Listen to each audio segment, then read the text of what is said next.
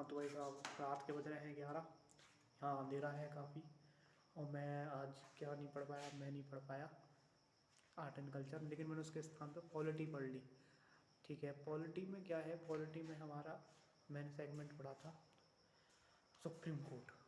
Supreme court में पढ़ा था मैंने पहला आर्टिकल 130, जिसमें कि लिखा हुआ है कि सुप्रीम कोर्ट का जो स्थान है वो दिल्ली होगा। चेंज भी हो सकता है राष्ट्रपति की परामर्श से अलग जगह पर, लेकिन दिल्ली है। दूसरा पढ़ा था मैंने जो उनके जज केस है, 4 जज केस आए। पहला जज केस है SP तमन्ना भारत संघ। जो द्वितीय जज केस है वह है supreme court advocate on records. तो तीसरा जज केस है वो है तीसरा जज केस कॉलेजियम की इस कंसेप्ट पर आधारित है। फोर्थ जज केस है NGAC की नियुक्ति जो 2014 में हुई थी। उसके अलावा मैंने पढ़ा था 126 के तहत कार्यकारी मुख्य न्यायमूर्ति की नियुक्ति, 127 के तहत तदर्थ न्यायमूर्ति की नियुक्ति, 128 के तहत सेवानिवृत्त न्यायमूर्ति की नियुक्ति। फिर मैंने पढ़े थे जो अपनी contempt of court act, Coca act. अब कोका एक्ट क्या है भाई साहब, जो अभिलेख न्यायालय की अगर हम क्या करेंगे, अवमानना करेंगे ना, तो न्यायालय हम पर क्या जुर्माना लगाता है। अब जुर्माना क्या है, या तो 2000 रुपये जुर्माना या 2 महीने की सजा। ये कंटेम्प्ट ऑफ कोर्ट एक्ट है। अब ये बंदा तो होना चाहिए, थोड़ा कठोरता कम करनी चाहिए, लेकिन फिर भी न्यायालय तो न्यायालय है। तो क्या सुप्रीम कोर्ट के बारे में क्या सकते हैं, सुप्रीम कोर्ट है वो आकर। फिर मैंने पढ़ा था आर्टिकल 132 के तहत जो संवैधानिक मान्यता दी गई है, संवैधानिक जो केस हैं उनके ऊपर जो अपील है उसके बारे में पढ़ा।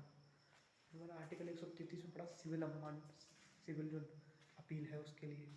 आर्टिकल 134 के लिए पढ़ा मैंने आपराधिक जो मामले आते हैं, डांट क्रिमिनल वाले। फिर मैंने पढ़ा आर्टिकल 143 परामर्शी के आधार पर।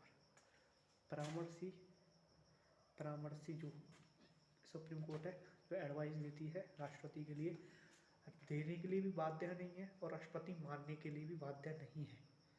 ये मैंने सुप्रीम कोर्ट के बारे में आज पूरा चैप्टर पढ़ा। उसके अलावा सुप्रीम कोर्ट के न्यायाधीश को, मुख्य न्यायाधीश को हटाया जा सकता है।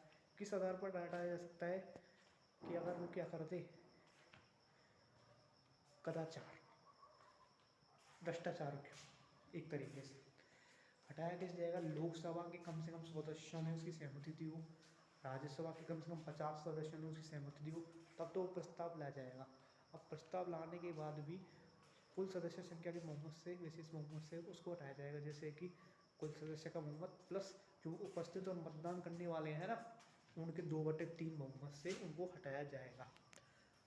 तो ये सुप्रीम कोर्ट के बारे में था। उसके बाद फिर क्या है, उसको हटा तो देंगे, फिर 1968 के जांच नियम के तहत सुप्रीम कोर्ट का मुख्य न्यायाधीश, फिर एक हाई कोर्ट का मुख्य न्यायाधीश, फिर एक अन्य विधिवेत्ता, ये तीनों मिलकर क्या करेंगे, मुख्य न्यायमूर्ति को हटाने का जांच करेंगे। फिर अगर वो आरोपी पाया जाता है तो उसको हटा देंगे। संसद के नियम 124(5) के तहत इसकी जांच की जाती है। यह है सुप्रीम कोर्ट के बारे में। मैंने आज सुप्रीम कोर्ट के बारे में इतना पढ़ा है। ओके ब्रो, धन्यवाद।